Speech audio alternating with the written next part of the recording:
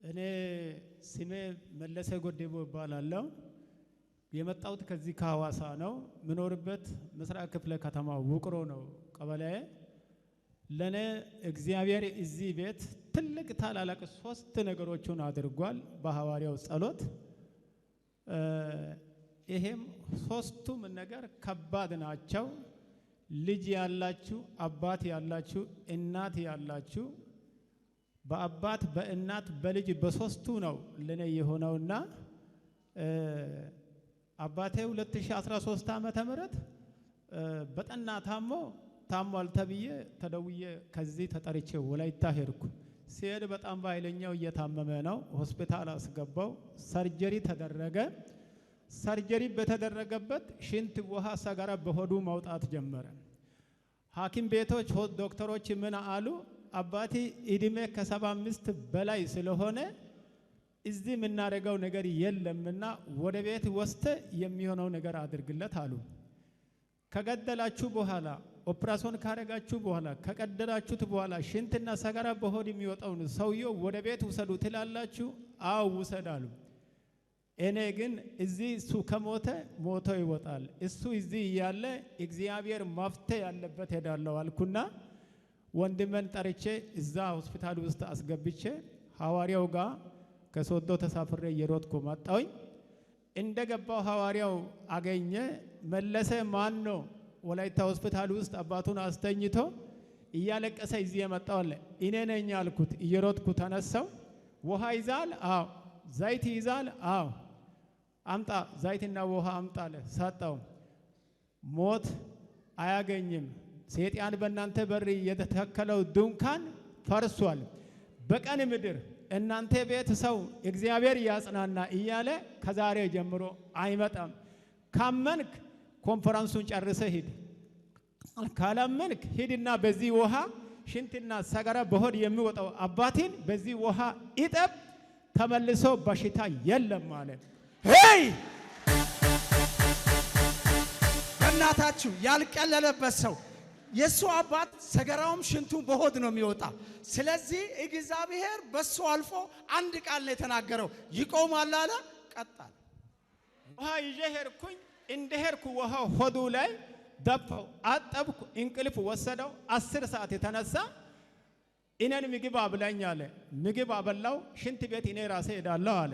ተነሳ ሄደ። ጠዋት ከዚህ ሆስፒታል እኔ አስወጣኝ አለ። ጉባኤ ሁሉ ቆማችሁ ለጌታ ክብር ስጡ።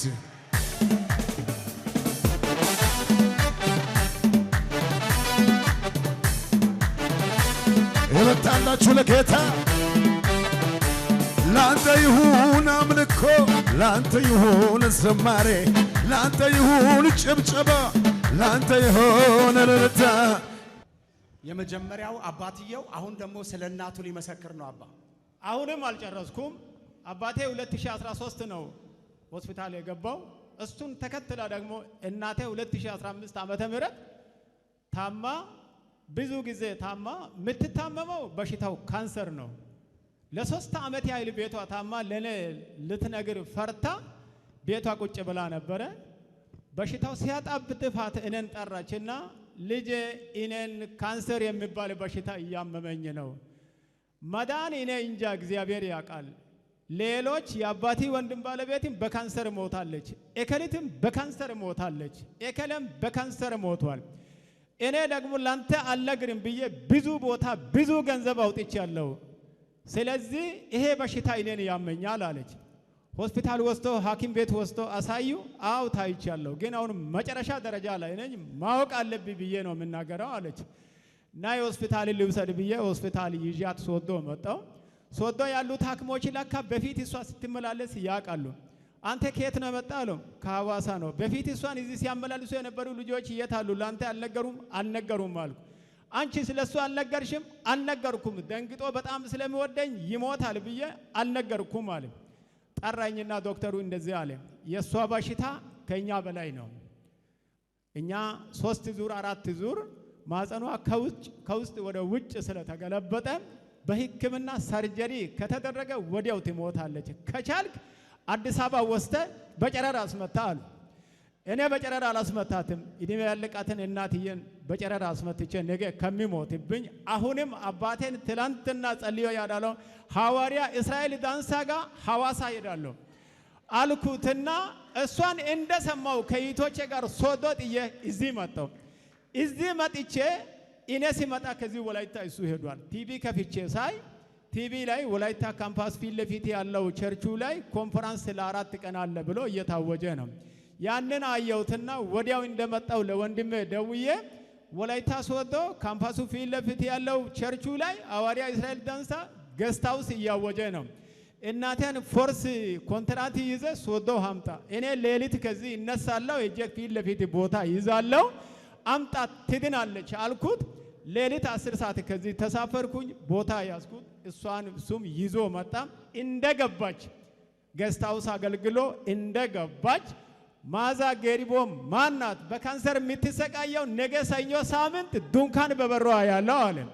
አለቀስኩት። ወንድሜም እኔም ተንከባለለን አምጣታለን። ተነስተን ተሸክመን ወደሱ ስንሄድ ቸርቹ ውስጥ እሳት ቃጠሎ ተፈጠረ።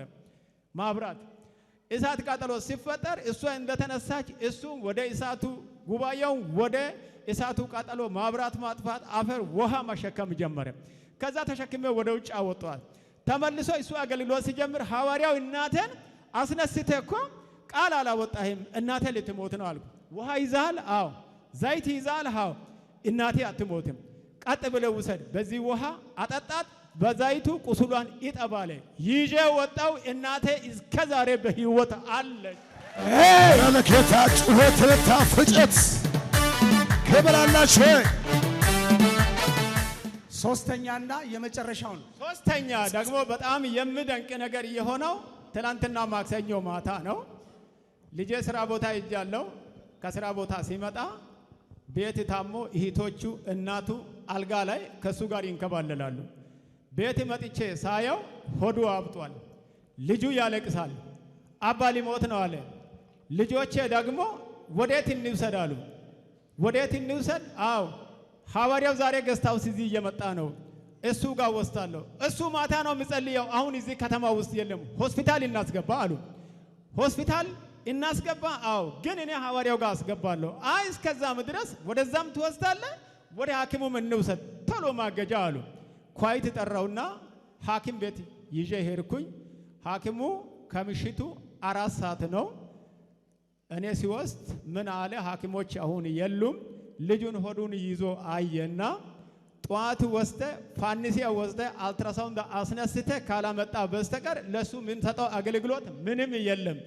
እስከዛ ድረስ አልጋ ያዝና ተኝተ ይደር አለ። ልጁን አስተኛው።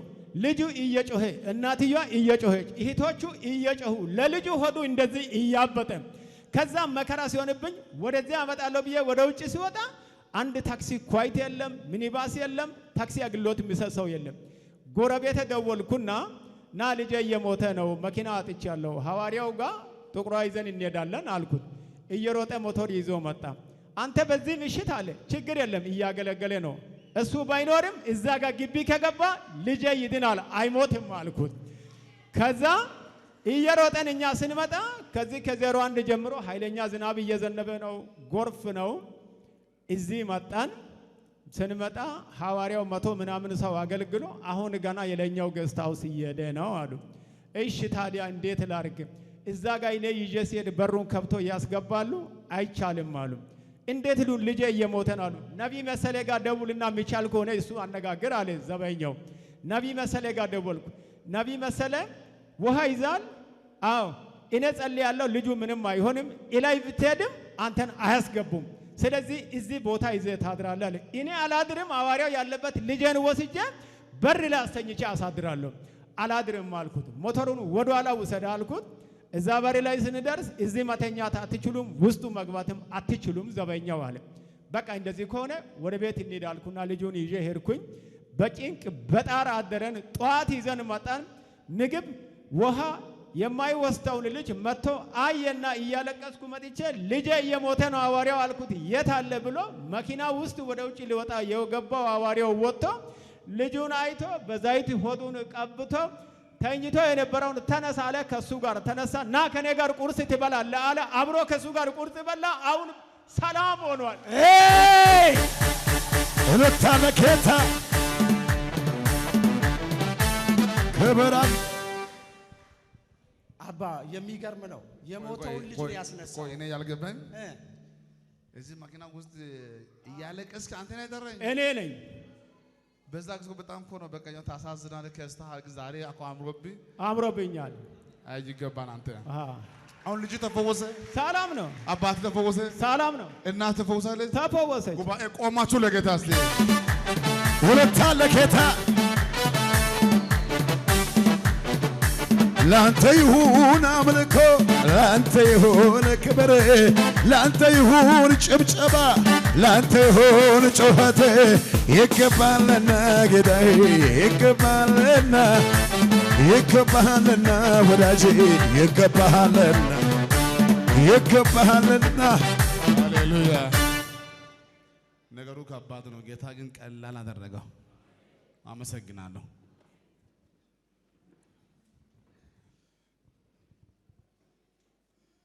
ኢየሱስ ጌታ ነው። አሜን። ለዓለም የሞተው ኢየሱስ ነው። እኛ ለዓለም አልሞትንም። ግን